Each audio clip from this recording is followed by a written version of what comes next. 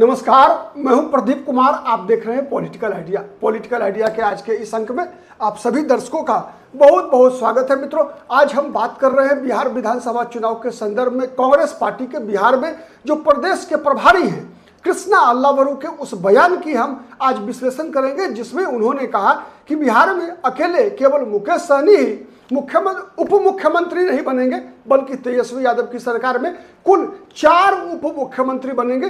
तो आज हम ये जानने का प्रयास करते हैं कि वो 4 कौन कौन लोग हैं जिनके बारे में कृष्णा अल्लावरू ने इशारा किया, और ऐसा क्यों हुआ कि केवल मुकेश सहनी के उप मुख्यमंत्री बनाने की बात की गई चुनाव से पहले, और केवल तेजस्वी यादव के उप मुख्यमंत्री बनने की घोषणा चुनाव से पहले क्यों किया गया, किन परिस्थितियों में किया गया, और अन्य 3 उप मुख्यमंत्रियों की चर्चा क्यों नहीं की गई। आज हम इस वीडियो में यही सब जानने की बात करेंगे। मित्रों, ये कोई नई बात नहीं है। इस पर लगातार जो है आप देख रहे हैं कि 1 महीने से लगातार आरजेडी कांग्रेस पार्टी के बीच जो है, जिसे हम घमर्थन कह सकते हैं बिहार की भाषा में, वो लगातार चलता रहा। अंतोगत्वा शुरुआत में आपने देखा, आपको पता है, मैंने भी कई बार बताया है कि कांग्रेस पार्टी जो है, राहुल गांधी विशेष रूप से तेजस्वी यादव को मुख्यमंत्री पद का उम्मीदवार चुनाव से पहले घोषित नहीं करना चाहते थे। उसके पीछे कांग्रेस की एक अलग प्रकार की रणनीति थी, जिस पर हम लोग पहले भी कई बार बात कर चुके हैं। राहुल गांधी का यह मानना था कि यदि हम एक सामूहिक नेतृत्व के तहत चुनाव लड़ेंगे अगर, तो शायद महागठबंधन को ज्यादा फायदा होगा। ये तो अब परिणाम बताएगा, जब तेजस्वी यादव के मुख्यमंत्री पद की उम्मीदवारी की पहले घोषणा हो चुकी है। अब चूंकि कहा जाता है कि तीर से माने तर्कस से निकला हुआ तीर वापस लौट कर नहीं आता, तो ये 2 घोषणाएं आपको पता है, तेजस्वी यादव के मुख्यमंत्री पद की उम्मीदवारी की और मुकेश सहनी के उप मुख्यमंत्री पद की उम्मीदवारी की ऑलरेडी घोषणा हो चुकी है। लेकिन अब सवाल ये उठता है कि अन्य 3 और उप मुख्यमंत्री बनाने की जरूरत क्यों पड़ी, क्यों ऐसी घोषणाएं करने की आवश्यकता पड़ रही है कांग्रेस पार्टी को, क्यों इस पर अब तक राष्ट्रीय जनता दल मौन है, या फिर राष्ट्रीय जनता दल के कांग्रेस के अलावे और जितने भी सहयोगी दल हैं, चाहे वो CPIML हो, चाहे वो CPI हो, CPM हो, ये लोग क्यों नहीं कुछ बातें आने वाले पहले घोषणा कर रहे हैं। केवल कांग्रेस पार्टी की चिंता क्यों है ऐसी, तो ये सब बातें आज हम विस्तार से जानने का प्रयास करेंगे। सबसे पहले मैंने बताया कि राहुल गांधी की रणनीति ये थी कि यदि हम सामूहिक नेतृत्व में जाते हैं, तो जो तेजस्वी यादव, जो आरजेडी, जो MY के खिलाफ जो पोलराइजेशन होता है, जो ध्रुवीकरण होता है, वो ध्रुवीकरण की संभावना घट जाएगी यदि हम पहले मुख्यमंत्री पद के उम्मीदवार की घोषणा किए बगैर सामूहिक नेतृत्व के तहत जाएं अगर चुनाव में, कि दलित भी मुख्यमंत्री हो सकता है, कोई अल्पसंख्यक समाज का व्यक्ति भी उप मुख्यमंत्री बन सकता है या मुख्यमंत्री बन सकता है, तो फिर वो जो ध्रुवीकरण जो होता है तेजस्वी यादव के खिलाफ, आरजेडी के खिलाफ, MY के खिलाफ, उस ध्रुवीकरण से महागठबंधन बच सकता था, क्योंकि नीतीश कुमार के खिलाफ 20 वर्षों का एंटी इनकम्बेंसी है। हाँ, ये बात सही है कि नीतीश कुमार ने बिहार के खजाना को खोलकर उस एंटी इनकम्बेंसी से छुटकारा पाने का अपना भर पूरा प्रयास किया है, लेकिन ये प्रयास कितना सफल होगा 14 नवंबर बताएगा।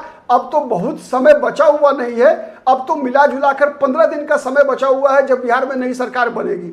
लेकिन जो अनुमान, जो पॉलिटिकल पंडित्स का जो अनुमान है, जो राजनीतिक विश्लेषकों का अनुमान है, और हमारा भी ये मानना है कि जो बिहार के अंदर देखिए 3 प्रकार के ध्रुवीकरण होते रहे हैं। ये लगातार 30 वर्षों से 35 वर्षों, अब कह लीजिए 90 से ही सबसे पहला ध्रुवीकरण की शुरुआत हुई सवर्णों के खिलाफ। चूंकि लालू यादव जब प्रधान मुख्यमंत्री बने बिहार के और केंद्र में मंडल आयोग की रिपोर्ट लागू हुई, उसके बाद क्या हुआ, उसके बाद एक सीधा साधा सरल ध्रुवीकरण बिहार में शुरू हुआ कि सवर्णों के खिलाफ। चूंकि उससे पहले 80 से 90 के बीच में जितने भी मुख्यमंत्री हुए बिहार में केवल 2 जाति से थे, ब्राह्मण और राजपूत जाति से थे। उसके खिलाफ प्रतिक्रिया होनी थी, लालू प्रसाद यादव को मौका मिला प्रतिक्रिया कराने का। परिणाम क्या हुआ कि लालू प्रसाद यादव बिहार में दलितों के, पिछड़ों के, अल्पसंख्यकों के एकमात्र नेता बनकर उभरे।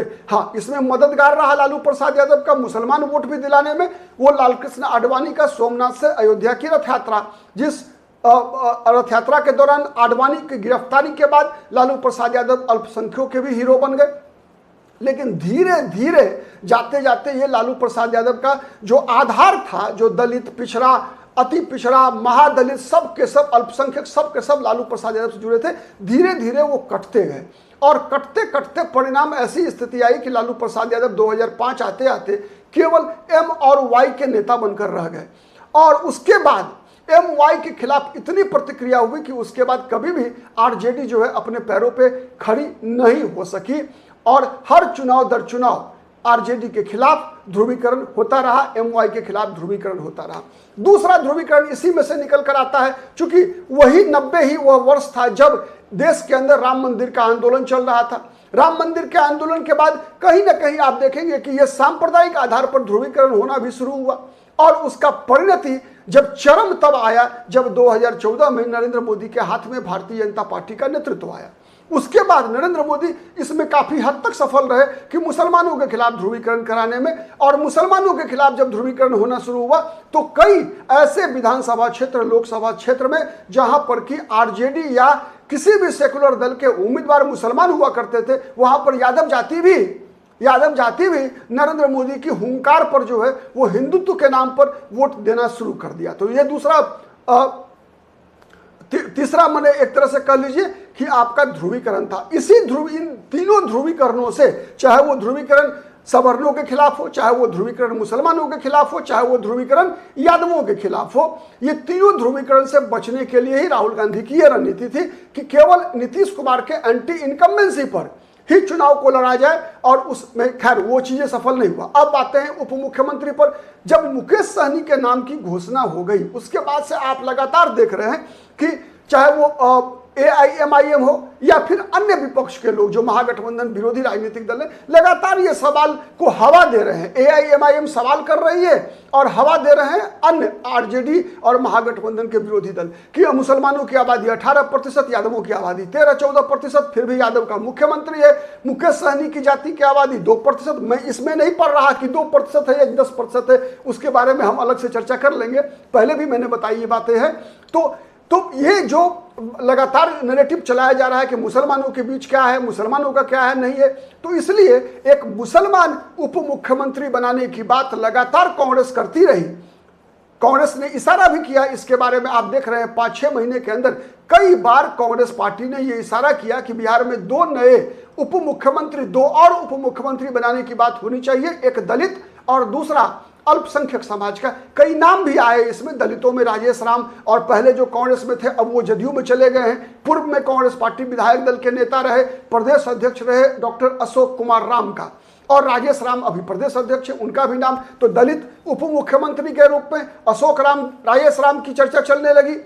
उसके बाद एक मुसलमान उप मुख्यमंत्री के रूप में तारिक अनवर का नाम आया, साथ ही नाम आया शकील अहमद खान का। तो इसलिए और मुसलमानों के बीच, ये मुस्लिम मतदाताओं के बीच लगातार ये नैरेटिव चलाया जा रहा है आरजेडी विरोधी राजनीतिक दलों के द्वारा, विशेषकर ओवैसी की पार्टी के द्वारा, कि मुसलमान क्या दरी बिछाने के लिए हैं। तो ये सवाल का जवाब जो है कृष्णा अल्लावरू ने दिया कि नहीं, और 3 उप मुख्यमंत्री होंगे। तो एक दलित हो गया, एक मुसलमान हो गया, एक मुकेश सहनी है, और चौथा, चूंकि कांग्रेस का अगर आप देखेंगे तो पुराना जो ऐतिहासिक 1947 से लेकर लगातार जो कांग्रेस पार्टी का, जैसे आरजेडी का आधार वोट है मुसलमान यादव का, नीतीश कुमार का आधार वोट है कुशवाहा कुर्मी का, तो उसी प्रकार से जो कांग्रेस का जो आधार वोट रहा बिहार ही नहीं बल्कि देश भर की राजनीति में, वो था सवर्ण, दलित और मुसलमान का।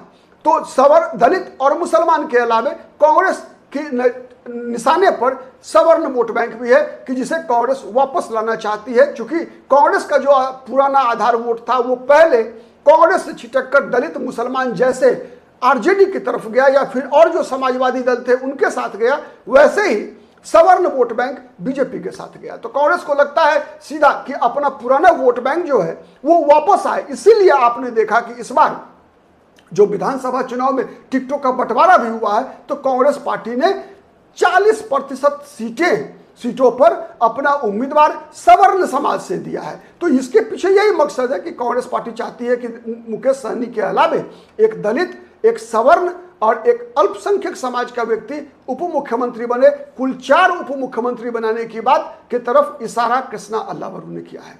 ठीक है, आप क्या सोचते हैं, आपको वीडियो हमारा कैसा लगता है, पसंद आता है तो प्लीज लाइक कीजिए, कमेंट कीजिए, शेयर कीजिए, जिससे कि अधिक से अधिक लोगों तक हमारी बात पहुंच सके।